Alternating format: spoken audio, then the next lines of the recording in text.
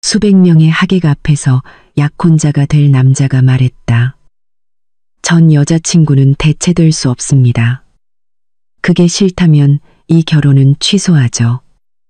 모두가 나를 쳐다봤다. 내가 무너지기를 기다리면서 하지만 나는 모든 것을 영원히 바꿔놓은 한마디로 대답했을 뿐이다. 시작하기 전에 좋아요와 구독 버튼을 누르는 것을 잊지 마세요. 제 이야기에 끝까지 함께 해주시고 제 이야기가 얼마나 멀리 퍼졌는지 알 수 있도록 어느 도시에서 시청하고 계신지 댓글로 남겨주세요. 그날 저녁 경주의 하늘은 신라시대 고분들의 장엄한 실루엣을 배경으로 완벽한 주황색 캔버스를 펼쳐 보였다. 현대적인 웅장함과 신라의 고즈넉함이 어우러진 건축 양식의 한 고급 리조트에서였다. 부드러운 가야금 선율이 공기 중에 울려 퍼지며 곳곳에 장식된 은은한 매와 향기와 섞였다.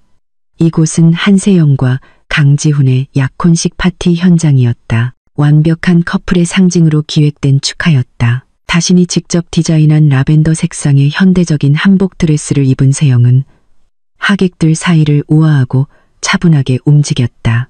그녀의 미소는 진심이었다. 그녀의 지적인 눈은 여러 도시에서 온 친척과 친구들에게 인사하며 따뜻함을 발산했다. 건축가로서 세영은 자신의 작품 그 자체였다. 구조적이고 사려 깊으며 과하지 않은 아름다움을 지녔다. 그녀의 차분함 뒤에는 날카로운 생각과 쉽게 흔들리지 않는 원칙이 있었다. 그녀의 곁에서 강지호는 모든 관심의 중심이었다.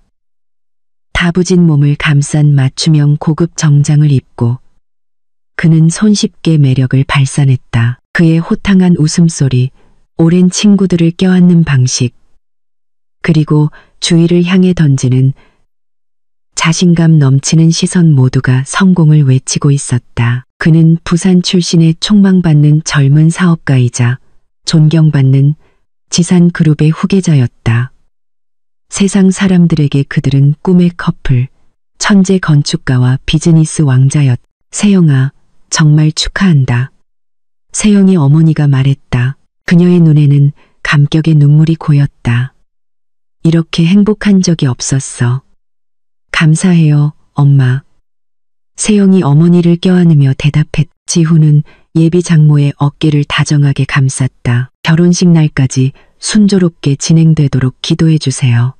어머님, 제가 세영 씨 잘 보살피겠습니다. 과묵한 대학 교수이신 세영의 아버지는 그저 지훈의 어깨를 두드리며 자랑스러운 미소를 지었다. 그의 눈에 지훈은 외동딸의 미래를 보장해줄 똑똑한 청년이었다. 지훈의 가족 역시 더할 나위 없이 행복했다. 그의 아버지인 노련한 사업가는 만족스러운 눈빛으로 세영을 바라보았다. 경주의 교양 있는 집안 출신의 똑똑하고 독립적인 며느리는 가문의 이미지를 높이는데 완벽한 선택이었다. 하지만 이 모든 완벽함 속에는 가장 예리한 눈만이 포착할 수 있는 작은 디테일들이 있었다. 지훈의 오랜 친구가 그의 등을 치며 드디어 이 야생사자를 길들일 사람이 나타났군. 이라고 말했을 때 지훈의 웃음소리는 어딘가 공허했고 그의 눈은 마치 그곳에 없는 무언가를 찾는 듯 잠시 다른 곳을 향했다. 세영은 그것을 느꼈다. 그녀는 종종 이런 이상한 기류를 느끼곤 했다. 때때로 대화 도중에 지훈은 잠시 침묵에 잠겼다. 무의식적으로 휴대폰 화면을 두드리다 미소가 살짝 흐려지기도 했지만 이내 다시 원래의 쾌활한 모습으로 돌아왔다. 세영이 물으면 대답은 항상 같았다. 아니야, 자기. 그냥 피곤한 회사 일 때문에 그래. 세영은 믿기로 했다. 그녀에게 사랑은 신뢰에 관한 것이었다. 지난 1년간 그들이 쌓아온 기반이 가정을 지탱하기에 충분히 강하다고 믿었다. 오늘 밤은 그 기반의 첫 주춧돌을 놓는 축하였다. 그녀는 잠시 후 지훈 자신이 거대한 망치를 들고 그것을 산산조각 낼 것이라는 사실을 알지 못했다. 행사는 절정에 달했다. 국악 퓨전 음악이 곁들여진 저녁 식사 세션이 끝나고 사회자가 밝은 목소리로 양가 가족의 축사를 청했다. 세영의 아버지는 지혜로운 조언과 기도로 가득 찬 짧은 연설을 했다. 지훈의 아버지는 아들에 대한 자부심과 새며느리에 대한 따뜻한 환영으로 가득 찬 더 열정적인 연설로 뒤를 이었다. 그리고 행복한 커플의 차례가 되었다. 방지훈 군과 한세영 양을 모시고 행복과 희망에 대한 이야기를 들어보겠습니다. 사회자가 말했다. 지훈이 먼저 마이크를 잡았다. 그는 환하게 웃으며 열렬히 박수치는 모든 하객을 훑어보았다.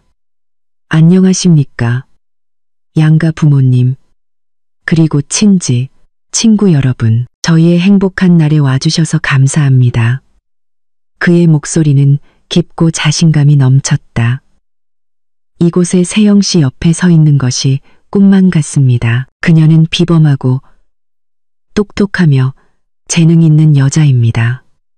그리고 가장 중요한 것은 저를 이해해 준다는 것입니다.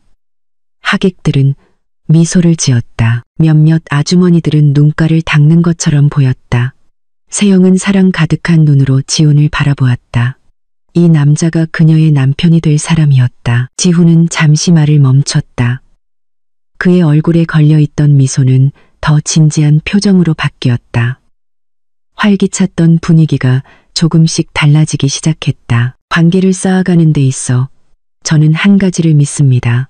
바로 절대적인 정직함입니다. 그가 말을 이었다. 이제 그의 눈은 세영을 똑바로 향했, 마치 그곳에 둘만 있는 것처럼. 처음부터의 정직함이 가장 중요한 기둥입니다. 그래서 오늘 밤 저희가 존경하는 여러분 앞에서 저는 한 가지를 분명히 하고 싶습니다.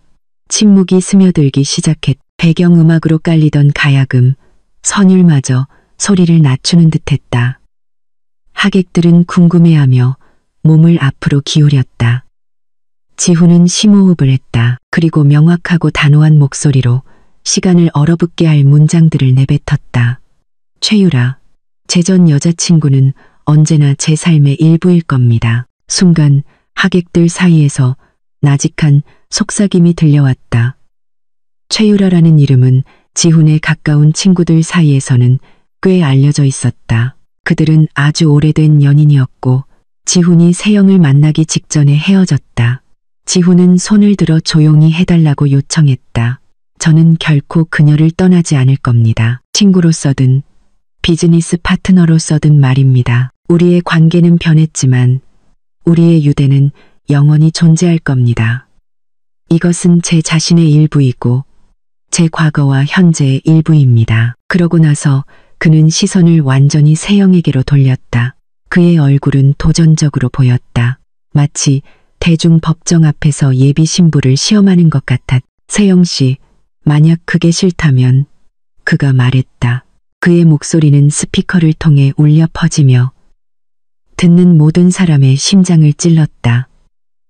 만약 당신이 그걸 받아들일 수 없다면 이 결혼 없던 걸로 합시다. 세상이 멈춘 것 같았다. 음악은 완전히 꺼졌다.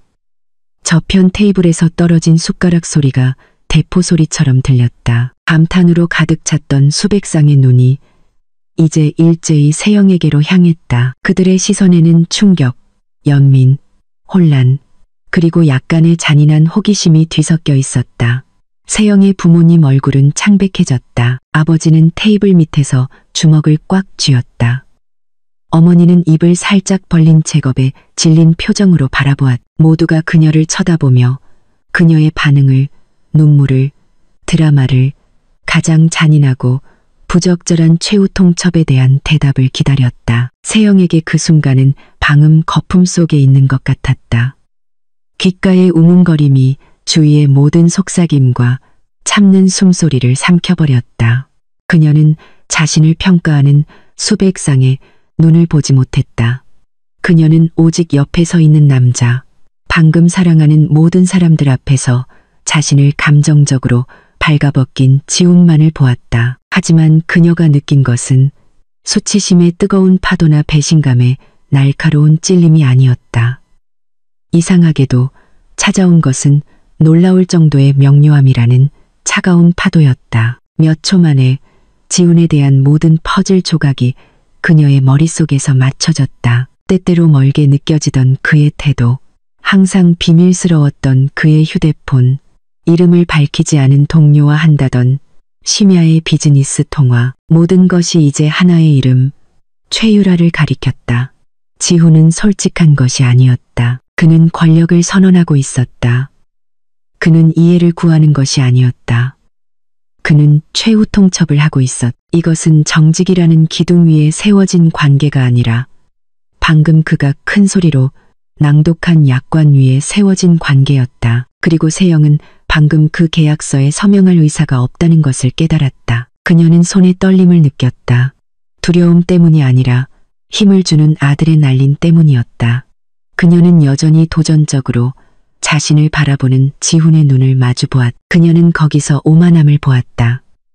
세영이 고개를 숙이고 아마도 울면서 채명과 결혼을 구하기 위해 마지못해 고개를 끄덕일 것이라는 완전한 확신을. 지훈은 그녀를 전혀 몰랐다. 거의 보이지 않는 옅은 미소가 세영의 입가에 떠올랐다. 지훈과의 눈 맞춤을 끊지 않은 채 그녀는 얼어붙은 채 서 있는 사회자에게 손을 뻗어 두 번째 마이크를 요청했다. 경험 많은 전문가인 사회자는 너무나 당황한 나머지 자동적으로 마이크를 건넸다. 세영은 마이크를 입술로 가져갔다. 그 공간의 침묵은 귀가 먹먹할 정도로 짙었다. 그녀는 방 건너편에 있는 어머니의 심장이 세차게 뛰는 것을 느낄 수 있었다. 그녀는 자신이 무너지기를 기다리는 모든 사람들의 긴장감을 느낄 수 있었다. 그녀는 천천히 숨을 들이마셨다.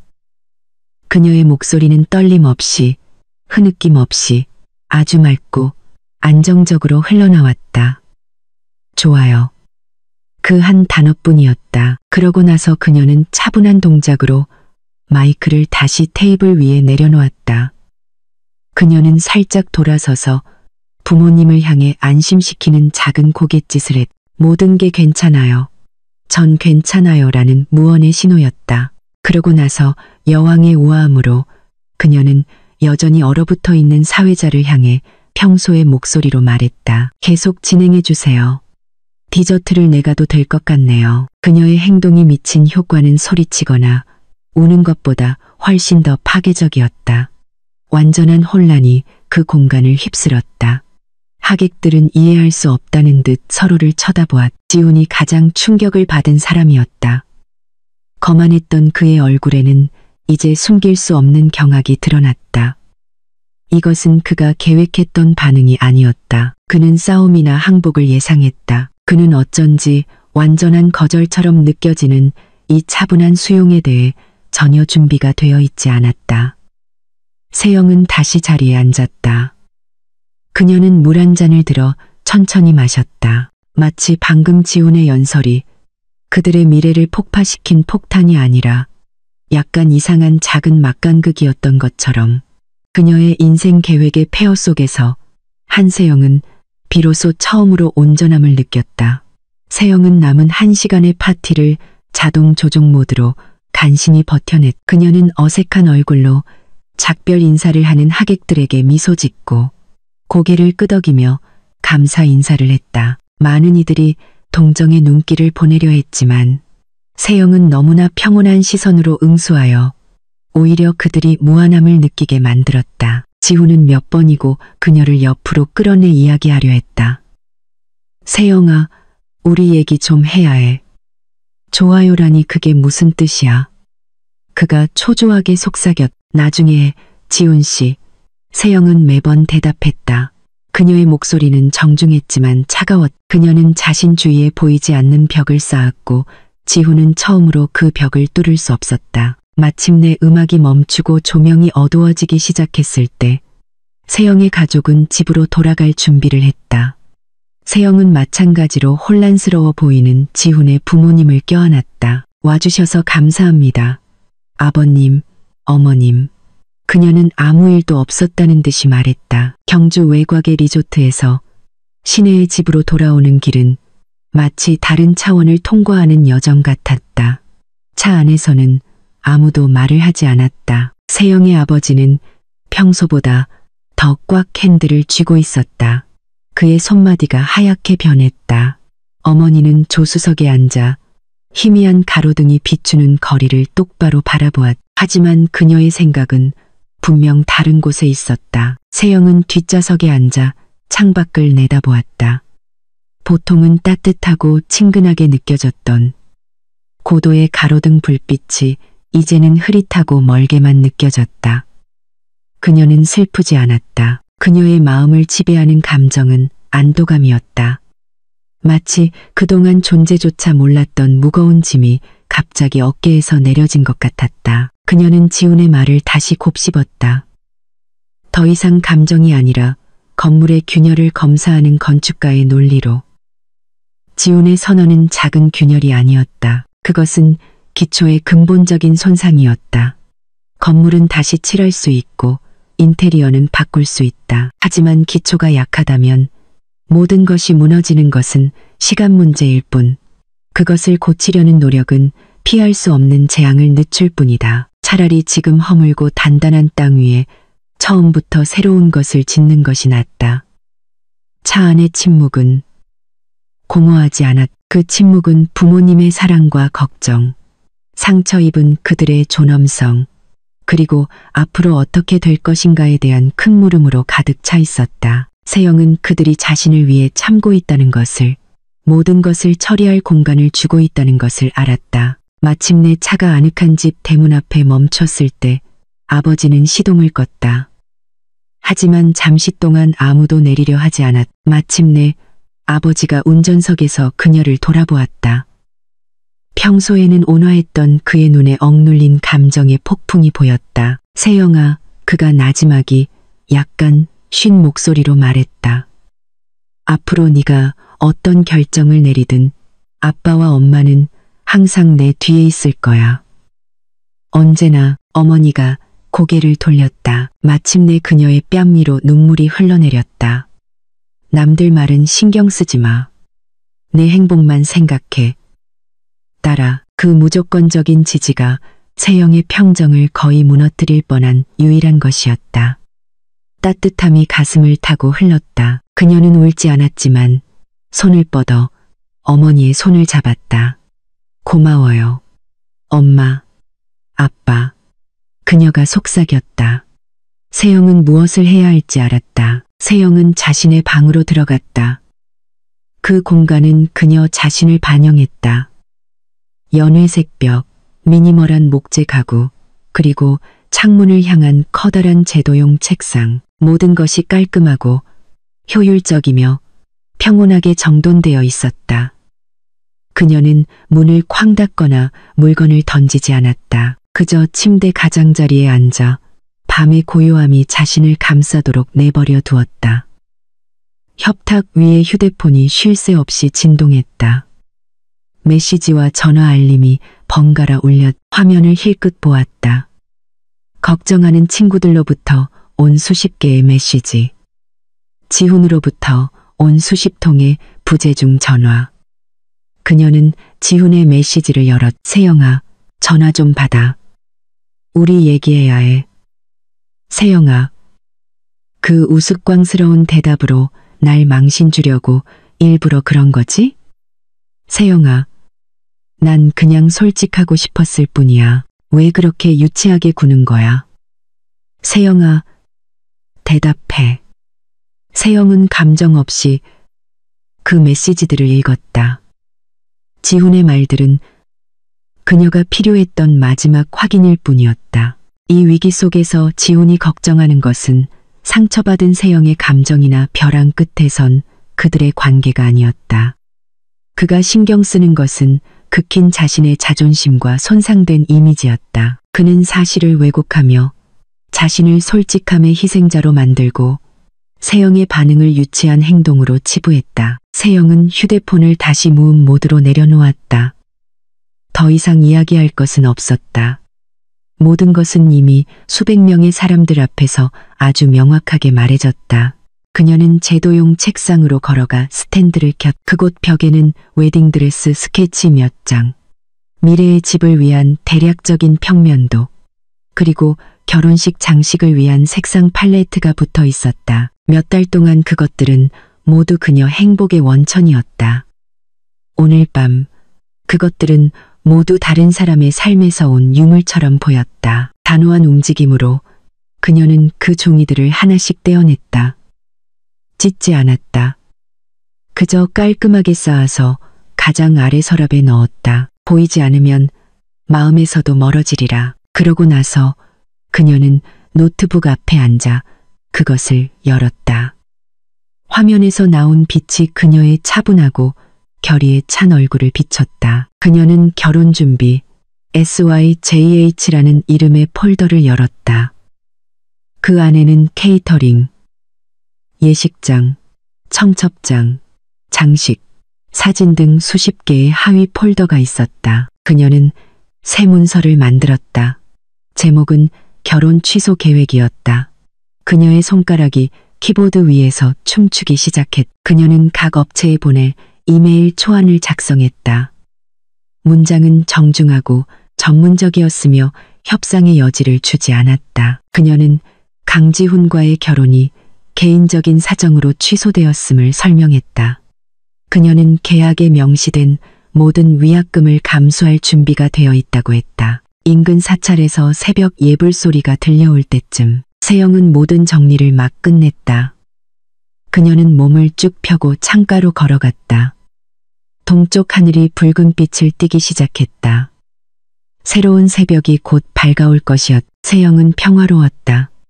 후회는 없었고 오직 확신만이 있었다. 그녀는 앞으로의 길이 쉽지 않을 것임을 알았다. 가십의 폭풍, 가족 드라마, 그리고 치유해야 할 마음의 상처가 있을 것이다. 하지만 아주 오랜만에 그녀는 자신의 삶을 완전히 통제하고 있다는 느낌을 받았다. 그녀는 휴대폰을 들어 준비해둔 청첩장 인쇄업체 연락처를 열었다. 첫 번째 이메일 초안에 보내기 버튼을 누르기 전에 그녀는 잠시 멈췄다. 그녀는 옅게 미소 지었다. 그녀의 약혼식 밤은 폭발로 끝났지만 그 잿더미 속에서 한세영은 자신만의 설계도에 따라 자신의 세계를 다시 건설할 준비가 되어 있었다. 다음 날 아침 경주 대부분이 아직 잠에서 깨어나고 있을 때 한세영은 이미 작업 모드에 돌입해 있었다. 그녀는 지나간 밤을 슬퍼하지 않았다. 오히려 남은 감정들을 행동을 위한 에너지로 전환했다. 따뜻한 차 한 잔을 옆에 두고 그녀는 노트북 앞에 앉아 밤새 준비한 결혼 취소 계획 문서를 열었다. 첫 번째 행동이 가장 무거웠다. 웨딩 플래너인 박 실장에게 연락하는 것이었다. 박 실장은 매우 능숙한 중년 여성으로 준비 과정 동안 세영에게 친구 같은 존재였다. 세영은 숨을 들이마시고 통화 버튼을 눌렀다. 안녕하세요, 세영 씨. 웬일로 이렇게 아침 일찍 전화하셨어요? 어젯밤 파티 정말 멋졌어요. 하객들 모두 콘셉트를 칭찬하더라고요. 다음 주 예식장 최종 미팅이 정말 기대되네요. 박 실장이 명랑하게 인사했다. 세영의 심장이 조금 더 빨리 뛰었다. 망설임 때문이 아니라 자신의 말이 일으킬 충격파를 알기 때문이었다. 안녕하세요, 실장님. 그동안 애써주셔서 정말 감사해요. 하지만 모든 걸 취소하려고 전화드렸어요. 전화기 너머로 잠시 침묵이 흘렀다. 세영 씨? 죄송한데 신호가 좀 안 좋은 것 같아요. 뭘 취소하신다고요? 결혼을 취소한다고요? 실장님, 세영의 목소리는 여전히 차분하고 명확했다. 저와 지훈 씨의 결혼은 진행되지 않을 거예요. 실장님께서 모든 절차를 중단하고 우리가 계약한 모든 업체에 연락해 주시길 부탁드려요. 위약금 문제는 제가 전부 책임지겠습니다. 제 이메일로 내역 정리해서 보내주세요. 이번 침묵은 더 길었다. 세영은 참는 숨소리를 들을 수 있었다. 세영 씨, 이거 장난 아니죠? 무슨 문제라도 있나요? 잘 얘기해보면 될 수도. 제 결정은 최종적이에요. 실장님, 도움을 부탁드립니다. 세영이 부드럽지만 단호하게 말을 잘랐다. 그 통화가 끝난 후 세영은 첫 번째 짐을 내려놓은 기분이었다. 그녀는 밤새 준비한 이메일을 하나씩 보내기 시작했. 청첩장 인쇄소, 웨딩드레스 디자이너, 케이터링, 예식장 관리자에게까지. 보내기 버튼을 누를 때마다 실패한 미래의 페어에서 멀어지는 한 걸음처럼 느껴졌다. 장식 업체에 보낼 이메일을 작성하고 있을 때 부모님이 그녀의 방으로 들어왔다. 그들의 얼굴은 피곤해 보였다. 분명 그들 역시 잠을 제대로 자지 못한 것이었다. 세영아, 어머니가 나지막이 불렀다. 세영은 의자를 돌렸다. 안녕하세요, 엄마, 아빠. 지금 취소 절차 처리하고 있어요. 그녀는 노트북 화면을 가리키며 말했다. 그녀는 그들이 망설이며 질문할 틈을 주지 않았다. 그녀는 자신이 이미 행동에 나섰음을 보여주었다. 아버지가 다가왔다. 화면에 있는 업체 목록을 보고 그는 긴 한숨을 내쉬었다. 하지만 딸이 그렇게 강한 모습을 보이는 것에 안도하는 빛이 그의 눈에 서렸다. 재정 문제랑 위약금은 아빠가 처리하게 해줘. 넌 마음 추스르는 데만 집중해. 아니에요. 아빠. 이건 제 책임이에요. 제가 시작한 일이니 제가 마무리해야 해요. 전 그냥 아빠와 엄마의 지지만 필요해요. 그 지지는 어머니가 가져다 주신 따뜻한 죽 한 그릇과 아버지가 어깨를 가볍게 두드려주는 형태로 나타났다. 그들은 질문으로 그녀를 몰아세우지 않았. 그들은 딸을 믿었다. 물론 충격파는 거기서 멈추지 않았. 친척들로부터 전화가 쏟아지기 시작했다. 저마다 놀라움과 불신이 섞인 목소리였다. 세영은 한 명 한 명에게 똑같은 문장과 똑같은 차분한 어조로 대답했고 이는 전화 건 사람들을 할 말 없게 만들었다. 정오가 될 무렵 진짜 폭풍이 닥쳤다. 그녀의 휴대폰에 강지훈이라는 이름이 뜨며 울렸다. 세영은 거절했다. 몇 초 후 지훈에게도 참조, CC로 보내진 예식장 관리자로부터 이메일 알림이 도착했다. 제목은 확인 강지훈, 한세영 결혼식 행사 취소였다. 지훈의 짧은 메시지가 바로 뒤따랐다. 모두 대문자로 쓰여 있었다. 너 미쳤어? 나랑 상의도 없이 진짜로 이 일을 저지른 거야? 세영은 그 메시지를 읽고 휴대폰을 내려놓았다. 그녀는 지훈이 올 것을 알았고 준비가 되어 있었다. 아니나 다를까. 그날 오후 검은색 스포츠카 한 대가 거친 타이어 소리를 내며 세영의 집 앞에 멈춰섰다. 지훈이 차에서 내렸. 그의 얼굴은 분노로 붉게 달아올라 있었다. 그는 주차조차 제대로 하지 않고 길에 비스듬히 차를 세워둔 채였다. 그는 문을 세게 두드렸다. 세영의 아버지가 문을 열었다. 아버님, 세영이랑 얘기 좀 해야겠습니다. 지훈이 격식 없이 말했다. 그의 어조는 요구하는 투였다. 우선 들어오게, 지훈 군, 차분히 얘기하자. 세영의 아버지가 진정시키려 했다. 차분히 얘기할 거 없습니다. 지금 당장 그녀와 얘기해야겠어요. 세영이 안에서 나왔다. 제가 할게요, 아빠.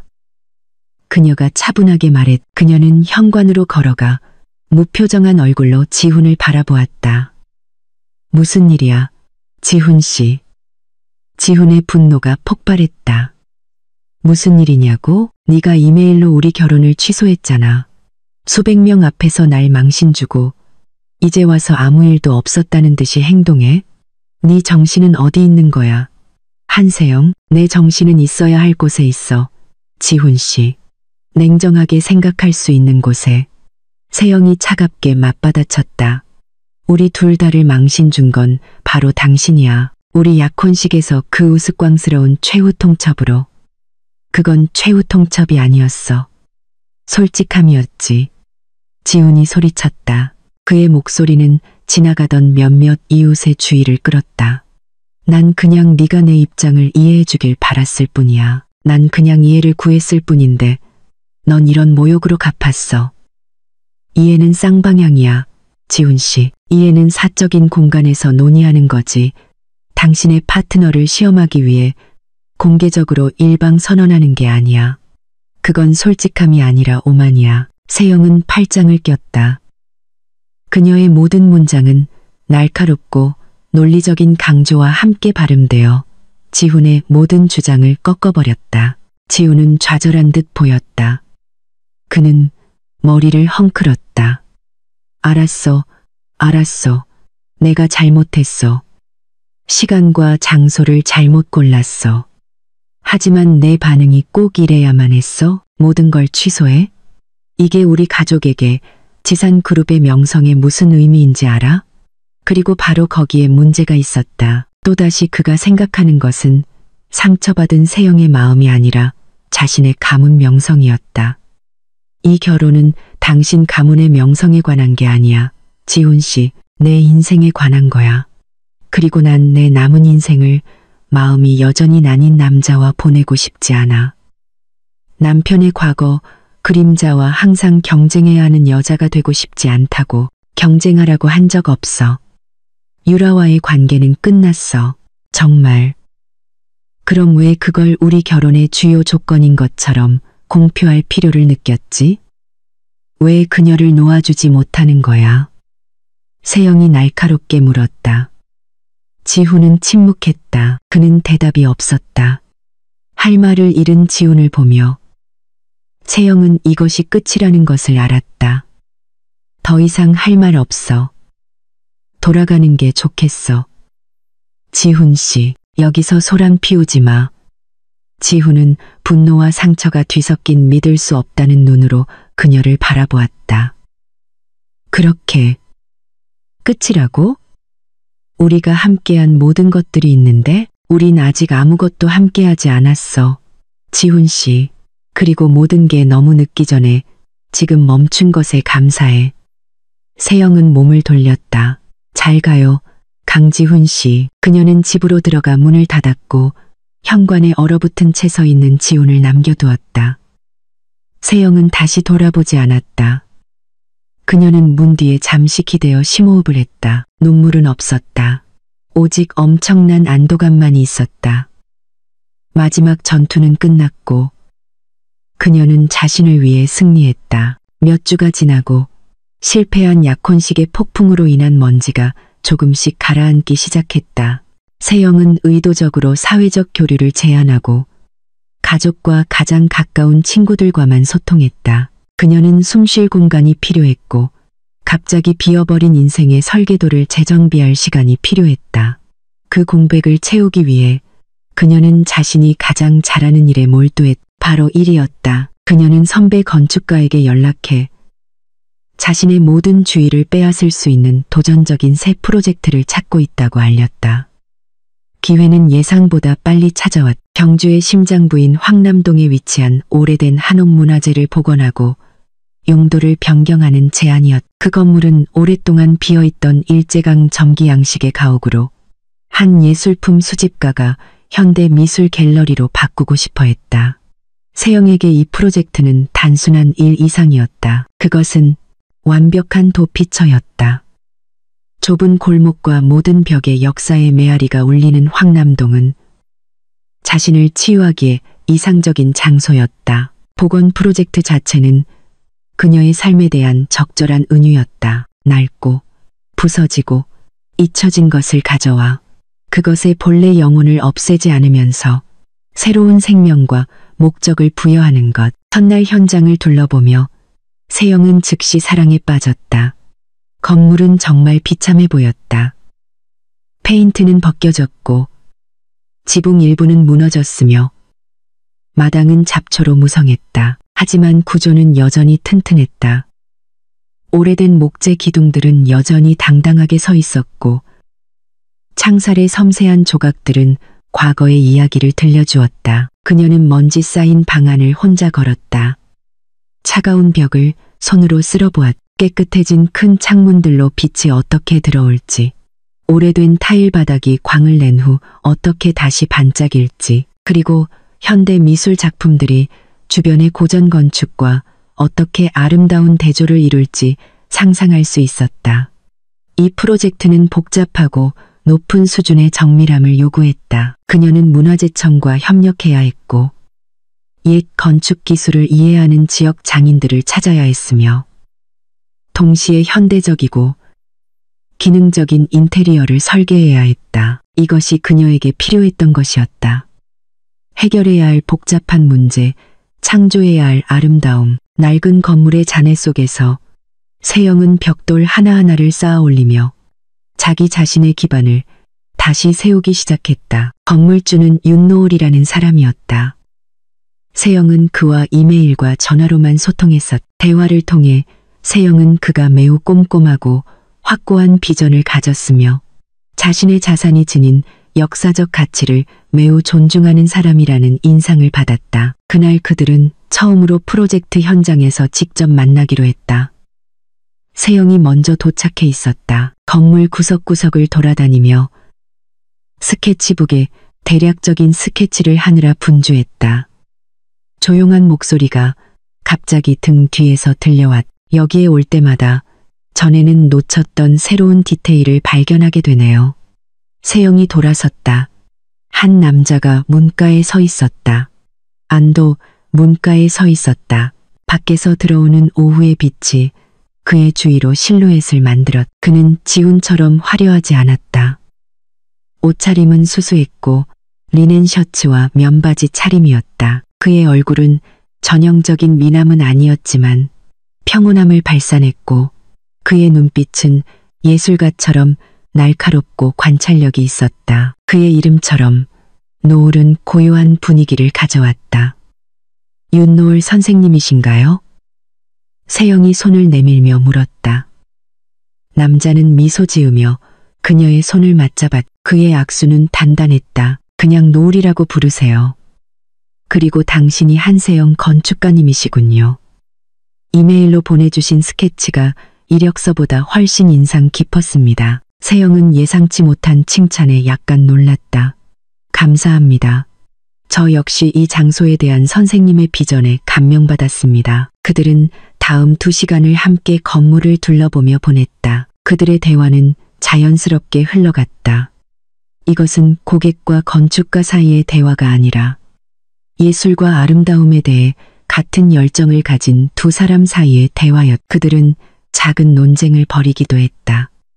노을은 감성적인 가치 때문에 이미 약간 삭은 조각된 나무 칸막이를 유지하고 싶어 했다. 건축가의 관점에서 세영은 그 칸막이가 이미 약해져 구조의 위험을 초래할 것이라고 주장했다. 역사적 가치는 이해합니다.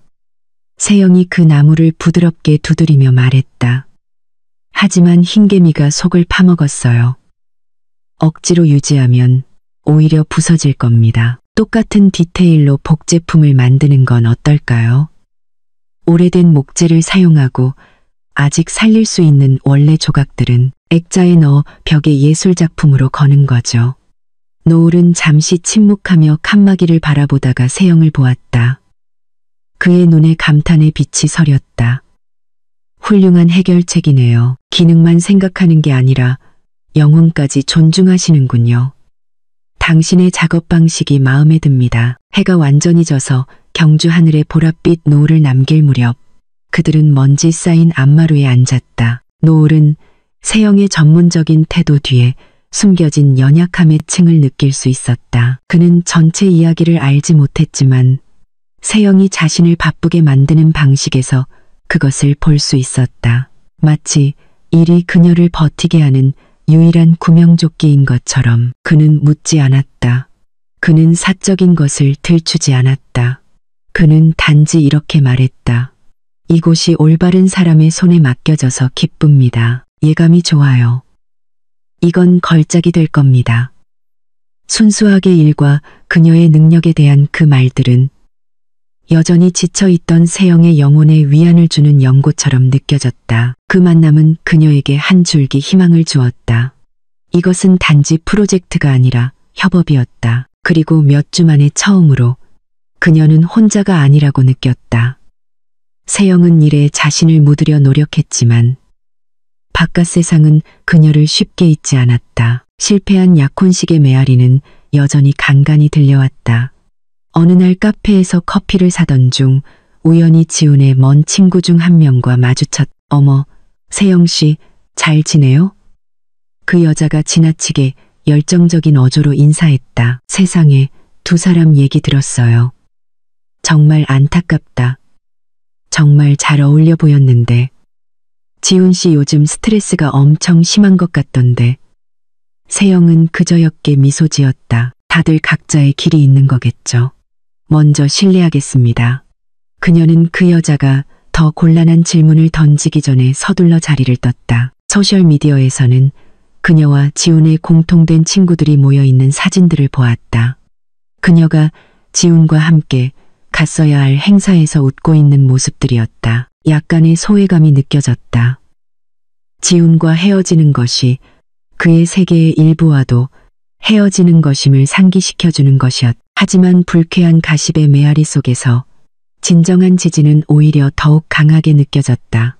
가장 가까운 친구들은 결코 빠지지 않았다. 그들은 질문으로 그녀를 괴롭히지 않고 오히려 음식을 가져다 주거나 집에서 함께 영화를 보거나 그녀가 지쳤을 때 조용히 곁을 지켜주었다. 화내고 싶으면 그냥 소리 질러. 울고 싶으면 그냥 울어. 우리가 여기 있잖아.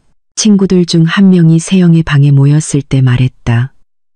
그녀의 가족은 가장 강력한 요새였다. 아버지는 종종 프로젝트 현장에 와서 건물의 진척 상황을 보고 싶다는 핑계로 점심을 가져다 주셨다. 어머니는 조용한 방식으로 세영의 방이 항상 깔끔하고 필요한 것들이 채워져 있도록 하여 그녀가 사소한 것들에 신경 쓰지 않고 집중할 수 있는 공간을 만들어 주셨다. 그대가 없는 진심 어린 지지들이 세영의 새로운 기반이 되었다. 그녀는 그동안 한 사람과의 미래를 쌓는데 너무 집중한 나머지 자신을 무조건적으로 사랑하는 사람들로 채워진 견고한 건물을 이미 가지고 있다는 사실을 거의 잊고 있었다는 것을 깨달았다. 그날 오후 세영은 갤러리 프로젝트 2층에 홀로 서서 경주의 하늘을 물들이는 석양을 바라보았다. 그녀의 인생을 바꾼 그 밤 이후 한 달이 지났다. 앞길은 여전히 멀고 불확실했다. 하지만 처음으로 그녀는 두렵지 않았다. 주변의 잔해는 더 이상 모든 것의 끝처럼 보이지 않았다. 오히려 훨씬 더 정직하고 강한 무언가의 시작처럼 보였다. 그녀 자신의 손으로 쌓아 올린 무언가에 황남동의 복원 프로젝트는 예상보다 빠르게 진행되었다. 세영의 세심한 감독 아래 낡은 한옥은 서서히 그 매력을 되찾기 시작했다. 지역장인팀은 열정적으로 일했고 매일 눈에 띄는 진전이 있었다. 그곳은 세영에게 천국이 되었다. 그녀가 완전히 통제할 수 있고 논리와 창의성이 조화롭게 어우러지는 세계였다. 그러던 어느 무더운 정오 그 조화가 깨졌다. 익숙한 검은색 스포츠카 한 대가 길가의 먼지를 일으키며 프로젝트 현장 앞에 멈춰섰다.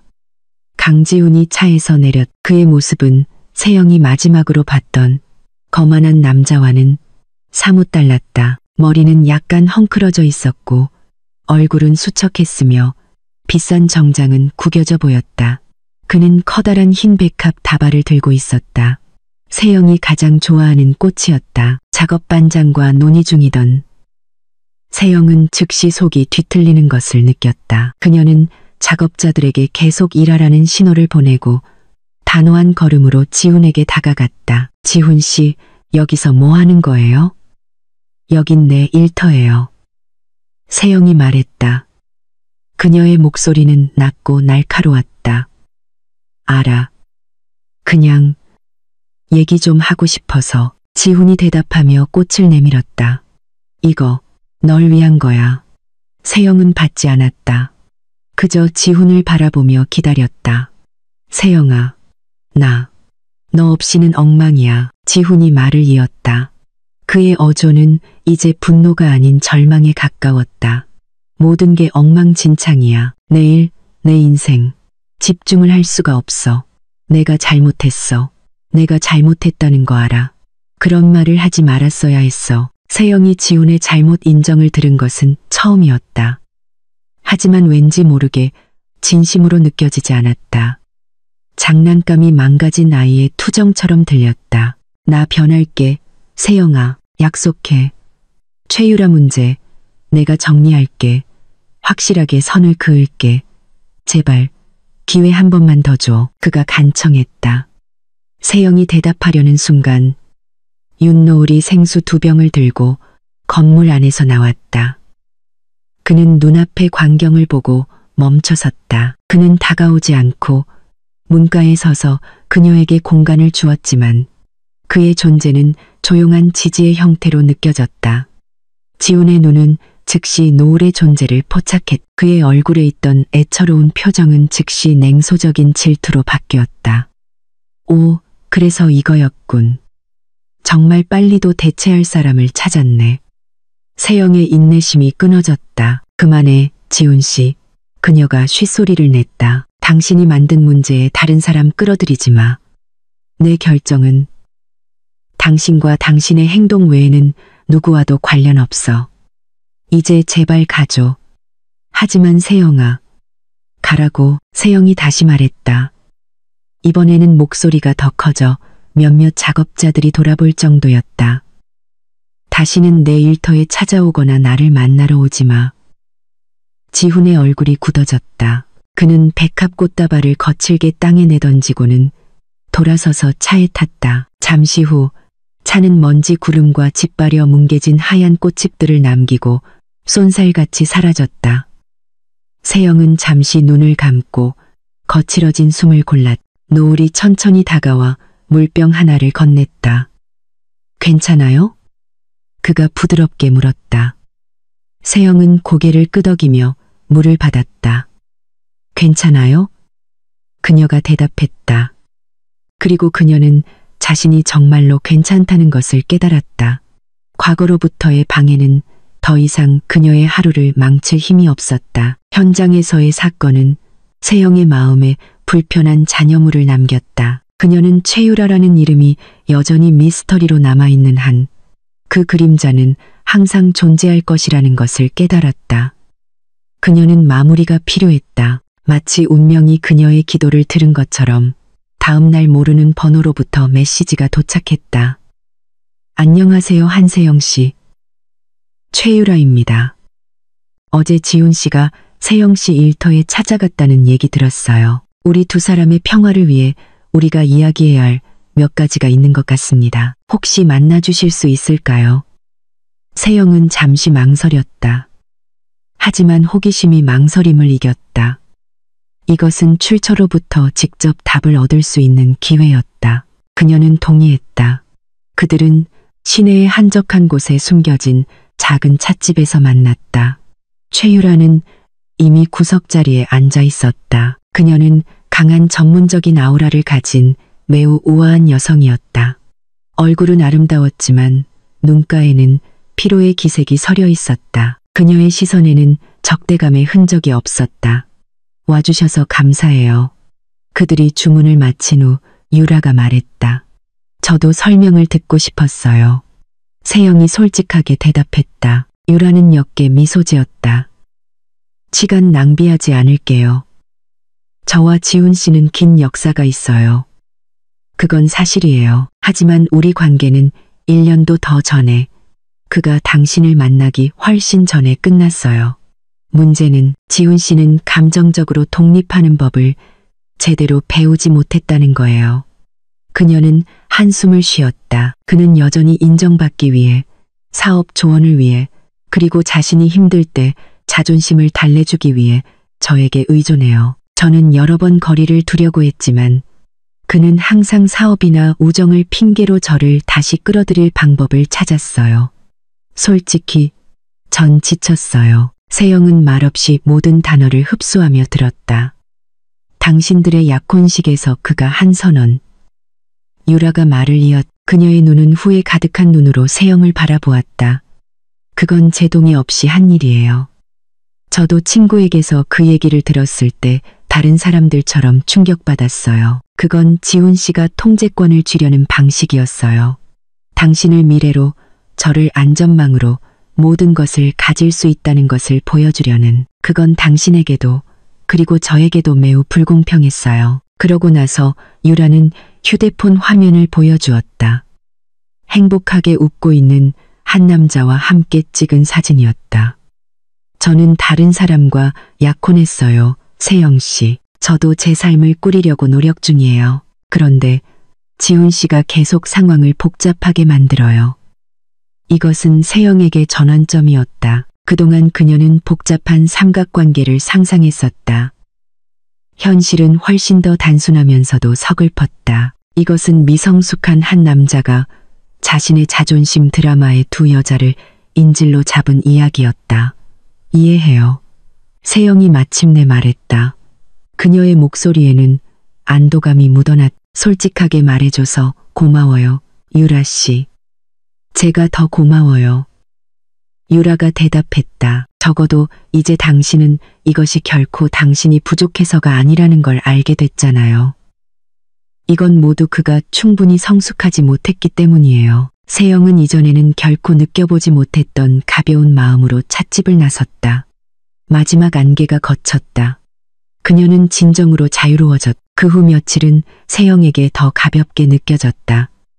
의심의 짐이 덜어졌기 때문이다. 그녀는 새로운 열정으로 일했고 미술관 프로젝트의 진척은 급물살을 탔다. 노을과의 관계도 깊어졌다. 그들은 견고한 동료였고 눈빛만 교환해도 서로의 생각을 이해할 수 있었다. 어느 날 오후 세영과 노을이 중정의 유리 지붕 골조 설치를 확인하고 있을 때 맑았던 경주의 하늘이 갑자기 어두워졌다. 강한 바람이 불고 빗방울이 떨어지더니 순식간에 거센 열대성 폭풍으로 변했다.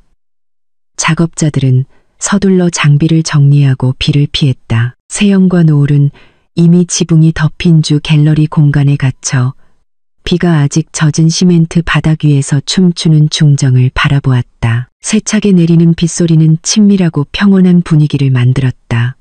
비는 항상 우리에게 잠시 멈추라고 강요하는 방법이 있는 것 같아요. 노을이 침묵을 깨며 말했. 그는 세영을 돌아보았다. 요 며칠 당신 달라 보여요. 더 가벼워 보여요. 세영은 미소 지었다. 짐을 내려놓았거든요. 그녀가 대답했다. 그녀는 세부 사항을 설명할 필요는 없다고 느꼈지만 자신의 감정을 공유하고 싶었다. 그동안 필요했던 해명을 방금 얻었어요. 제 인생의 오랜 장이 드디어 완전히 닫혔어요. 노을은 이해한다는 듯 고개를 끄덕였다. 그는 더 캐묻지 않았다. 대신 비를 바라보았다. 예전에 제 옛 갤러리가 실패했을 때 저는 그게 모든 것의 끝이라고 생각했어요. 모든 사람을 탓하고 상황을 탓했죠. 그 실패가 오히려 저에게 멈춰서서 무엇이 잘못되었는지 보고 더 나은 방식으로 다시 지을 기회를 주었다는 것을 깨닫는데 오랜 시간이 걸렸어요. 이 건물처럼요. 세영은 노을을 바라보았다. 그는 좀처럼 자신에 대해 이야기하지 않았다. 그의 과거에 대해 조금 듣는 것이 세영이 더 연결되어 있다고 느끼게 만들었다.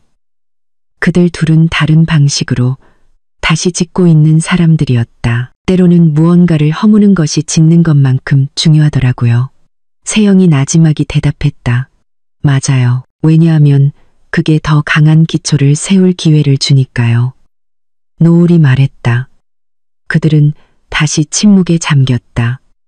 하지만 이번 침묵은 의미로 가득 차 있었다. 그곳에는 그들 둘과 마음을 진정시키는 빗소리뿐이었다. 아직 완성되지 않은 건물 한가운데서 세영은 가장 견고한 안식처를 찾았다고 느꼈다. 많은 말을 하지 않아도 이해받는 곳을.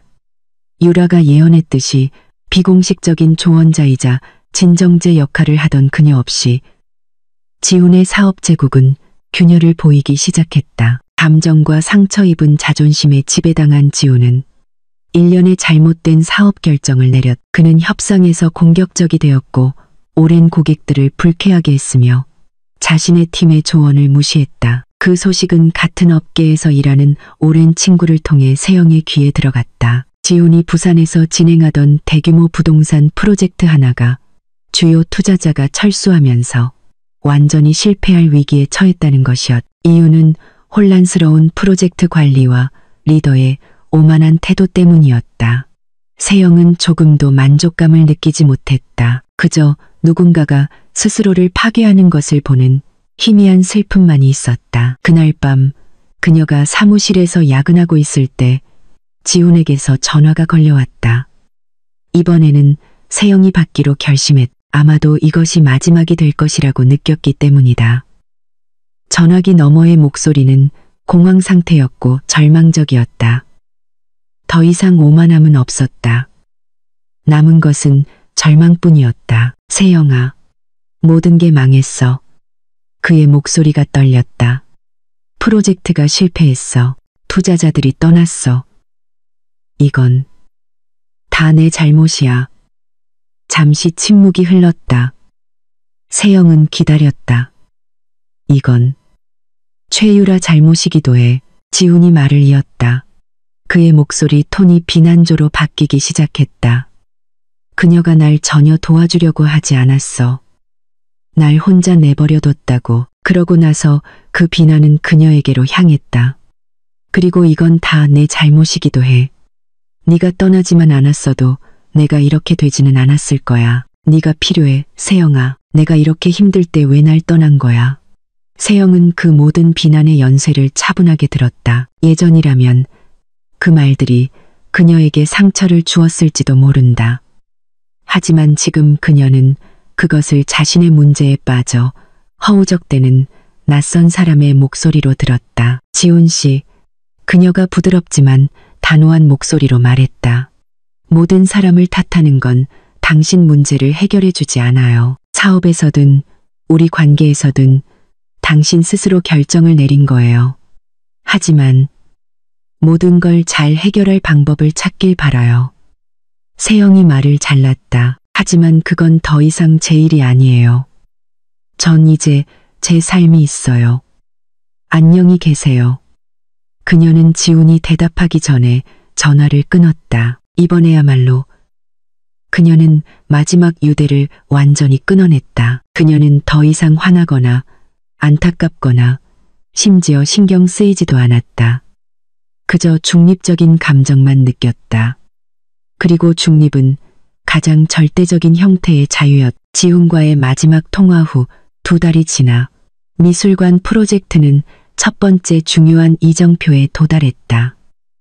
건물의 모든 주요 구조 복원이 완료되었. 새 지붕이 설치되었고 낡은 벽들은 보강되어 원래의 색으로 다시 칠해졌으며 오래된 타일 바닥은 반짝일 때까지 광을 냈다. 이 성과를 축하하기 위해 노을은 열심히 일해준 핵심팀과 장인들만을 위한 조촐한 고사를 제안했다. 그날 오후 아직 텅 빈 갤러리 중앙홀에서 그들은 모여 기도를 올리고 함께 음식을 나누었다.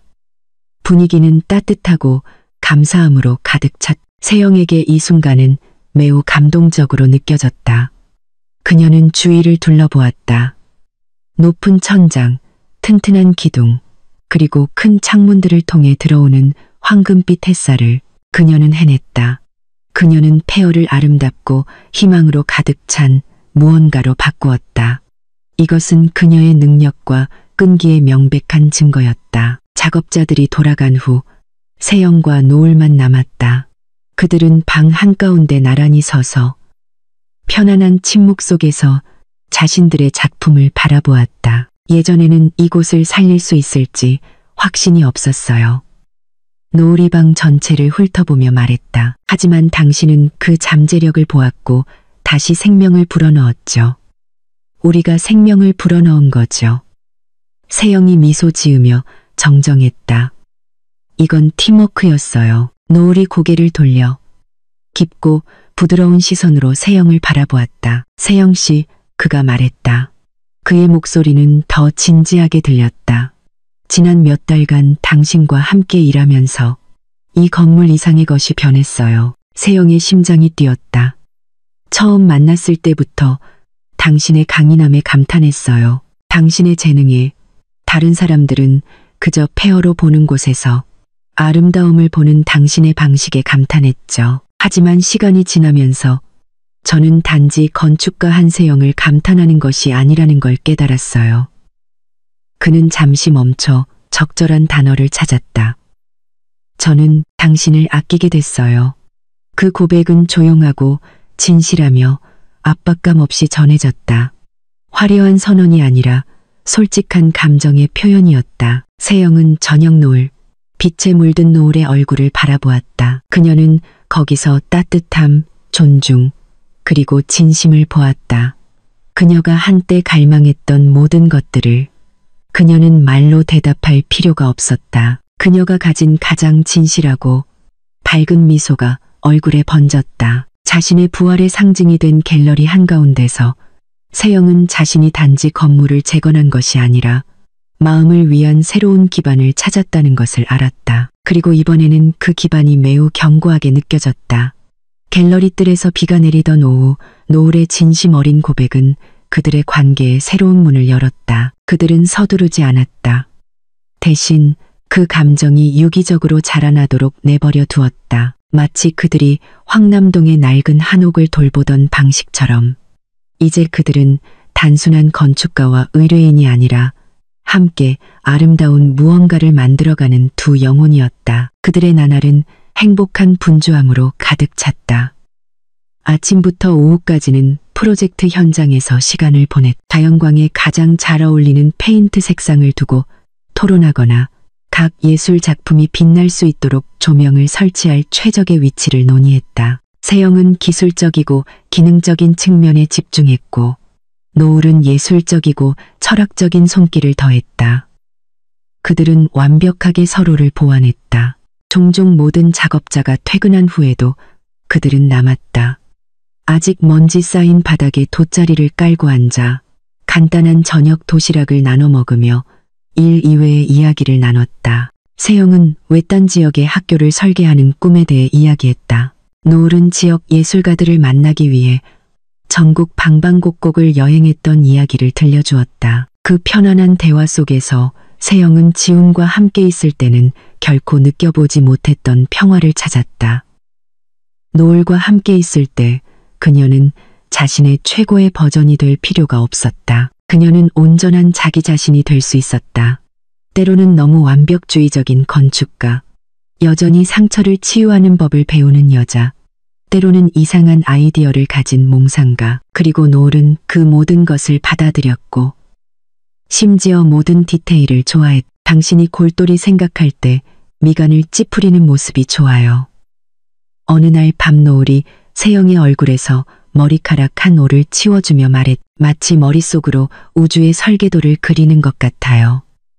세영은 웃었고 뺨이 살짝 붉어졌다. 아주 오랜만에 그녀는 장식품이나 자산이 아니라 모든 복잡성을 가진 한 인간으로 보여지고 있다는 느낌을 받았다. 갤러리를 짓는 과정은 그들의 관계에 대한 은유가 되었다. 느리고 사려 깊으며 역사를 존중하지만 밝은 미래에 대한 명확한 비전을 가지고 있었다. 갤러리 내부 공사가 막바지에 다다랐을 때 노을은 세영을 놀라게 할 만한 일을 했다. 이번 주말에 나랑 같이 집에 갈래요? 그가 무심하게 물었다. 제 아파트 말고 제가 자란 곳으로요. 어머니께서 이 낡은 건물을 멋지게 바꿔놓은 훌륭한 건축가님을 오랫동안 뵙고 싶어 하셨거든요. 세영의 심장이 두근거렸다. 이것은 큰 발걸음처럼 느껴졌다. 그녀는 이미지를 중시했던 지훈의 가족과 처음 만났을 때가 얼마나 형식적이고 긴장되었는지 떠올렸다. 하지만 노을의 따뜻한 눈빛을 보며 이번에는 다를 것이라는 것을 알았다. 노을의 어머니 집은 시골의 한 도예촌에 있었다. 집은 소박했고 잘 가꾸어진 무성한 정원으로 둘러싸인 목조 한옥이었다. 앞마루에서는 온화한 미소를 지닌 중년 여성이 하얀 천 위에서 도자기에 그림을 그리고 있었다. 노을의 어머니 박 여사였다. 만남은 전혀 어색하지 않았다. 박 여사는 마치 오랜 친구처럼 따뜻한 포옹으로 세영을 맞이했다. 그녀는 세영의 집안 배경이나 학력에 대해 묻지 않았다. 오히려 갤러리 복원 과정과 세영이 사용한 재료 선택이면에 철학에 대해 열정적으로 물었다. 세영 양이 그 건물의 영혼을 구한 거야. 박 여사가 따뜻한 차를 내오며 말했다. 고마워요. 그 건물은 돌아가신 아버님의 유산이었거든. 그게 다시 살아나는 걸 보는 게 우리에겐 가장 큰 행복이란다. 세영은 그날 마루에서 편안하게 대화를 나누고 도자기 그림에 대해 조금 배우고 노을의 어린 시절 이야기를 들으며 하루를 보냈. 그녀는 노을이 어디서 그 평온함과 예술에 대한 사랑을 얻었는지 알 수 있었. 따뜻함이 가득한 그 소박한 집에서 세영은 무조건적으로 받아들여진다고 느꼈다. 그녀는 평가받는 예비 며느리가 아니었다. 그녀는 존재 자체로 감사받는 소중한 손님이었다. 해질녘 작별 인사를 할 때 박 여사는 세영의 손을 잡았다. 우리 아들 잘 부탁해요. 자네를 만난 후로 아이의 빛이 다시 밝아졌어. 돌아오는 길에 세영은 말이 없었다. 마음이 가득 찼다. 그녀는 운전에 집중하고 있는 노을을 바라보았다. 옆에 있는 이 남자는 단순한 파트너가 아니었다. 그는 집이었다. 진심과 가족의 따뜻함 위에 세워진 견고한 기반이었다. 갤러리 개관 몇 주 전 세영은 지훈으로부터 메시지를 받았. 내용은 짧았고 이전과는 전혀 다른 어조였다. 세영아, 마지막으로 잠시만 시간을 내줄 수 있을까? 직접 전해야 할 말이 있어. 방해하지 않겠다고 약속할게. 이미 평온해진 마음으로 세영은 동의했다. 그들은 그녀가 예전에 유라를 만났던 찻집에서 만났다. 그녀를 만나러 온 지호는 완전히 다른 사람이었다. 더 이상 오만함의 흔적은 없었다. 그는 더 야위었고 더 차분했으며 이전에는 없었던 성숙함이 그의 눈에 서려 있었다. 그는 더 이상 비싼 음료가 아닌 블랙커피를 주문했다. 와줘서 고마워. 그가 말을 시작했다. 오래 걸리지 않을 거야. 내가 오래전에 했어야 할 한 가지를 하고 싶었을 뿐이야. 그는 세영을 똑바로 바라보았다. 미안해. 그의 목소리는 단단하고 진실했다. 내가 한 모든 일에 대해 사과할게. 그 파티에서의 내 말들, 내 자존심, 내 미성숙함 때문에, 내 어리석음 때문에 아주 좋은 것을 망쳤고 그걸 깨닫는데 몇 달이 걸렸어. 그는 자신의 사업을 잃었다는 이야기를 짧게 했다. 하지만 그것이 오히려 그의 전환점이 되었다고 했다. 그는 더 정직한 방식으로 처음부터 다시 사업을 일구려고 노력 중이었다. 그는 또한 유라와는 완전히 연락이 끊겼으며 그녀의 행복을 기원한다고 말했다. 네가 지금 행복하다는 소식 들었어. 지훈이 말을 이었다. 그의 입가에 옅은 미소가 떠올랐다. 나도 기뻐. 진심으로. 넌 최고를 받을 자격이 있어. 세영은 그의 모든 말에서 진심을 느꼈. 그녀가 존재조차 몰랐던 마지막 짐이 마침내 내려졌다. 더 이상 분노나 실망은 없었다. 남은 것은 평화뿐이었다. 사과해줘서 고마워, 지훈 씨. 그리고 받아들일게. 세영이 대답했다. 나도 당신이 더 나은 삶을 다시 만들어가길 바라.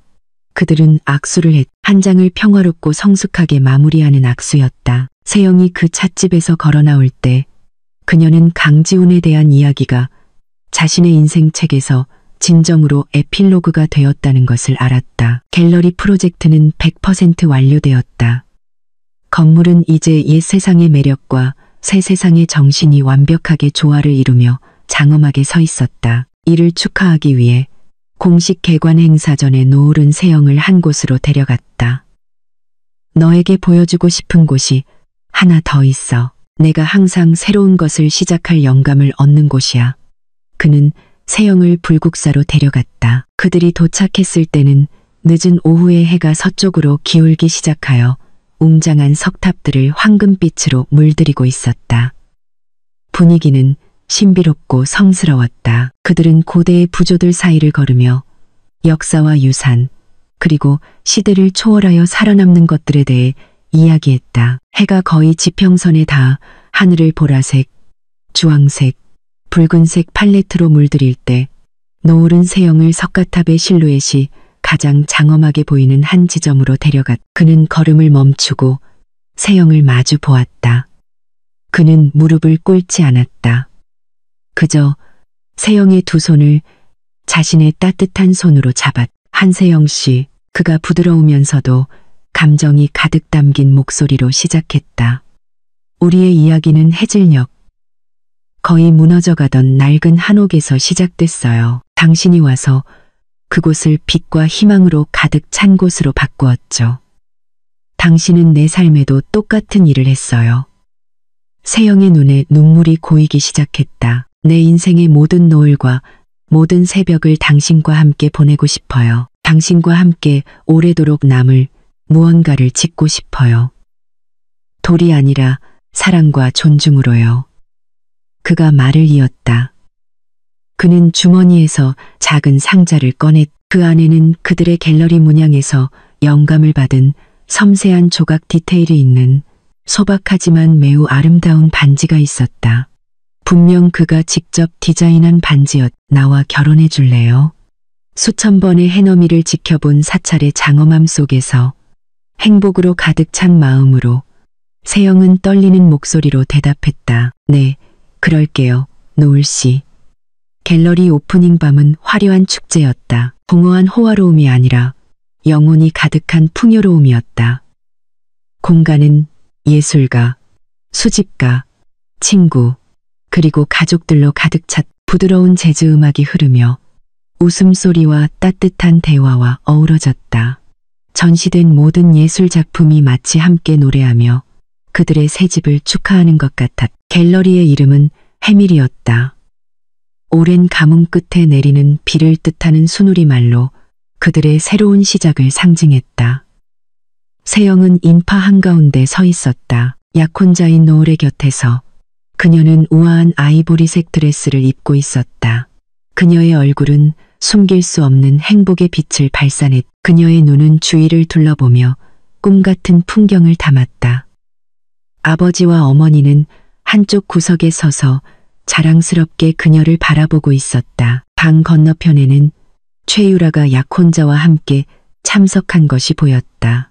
그들은 이해심 가득한 짧은 미소를 교환했다. 그날 밤 세영은 짧은 축사를 했다. 그녀는 복원이면의 철학에 대해 더 강한 미래를 건설하기 위해 과거를 존중하는 것의 중요성에 대해 이야기했다. 그녀가 팀에게 감사를 표할 때 그녀의 눈은 노을의 눈과 마주쳤다.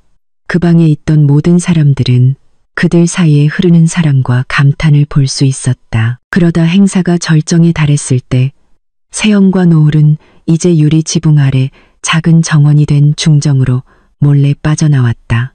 그곳에서 그들은 밝게 빛나는 보름달을 볼 수 있었다. 세영은 경주의 시원한 밤 공기를 깊이 들이마셨다. 그녀는 1년 전 약혼식 파티의 밤을 다시 떠올렸다. 수치심, 혼란, 그리고 그 밤의 끝에서 내렸던 차가운 결정. 좋아요. 그 순간 그녀가 내뱉었던 그 말은 항복의 말이 아니었다. 그것은 시작의 말이었다. 그녀의 진짜 삶으로 가는 문을 여는. 그녀는 폭풍을 견뎌냈고 부실한 기초를 허물었으며 인내심을 가지고 처음부터 모든 것을 다시 쌓아 올렸다. 노을이 옆에서 그녀를 감싸 안았다. 우리가 함께 만든 걸 봐요. 그가 속삭였다. 세영은 미소 지으며 노을의 어깨에 머리를 기댔다. 그녀의 이름 세영은 세상을 빛내다라는 의미를 담고 있었다. 길고 어두운 시간을 지난 후 그녀는 마침내 다시 빛나고 있었다. 빌린 빛이 아니라 온전하고 찬란한 자신만의 빛으로. 그리고 그녀의 곁에는 그녀의 빛을 흐리게 하려 하지 않고 매일 그녀가 뜨고 지는 것을 함께하기 위해 항상 그곳에 있는 노을이 있었다.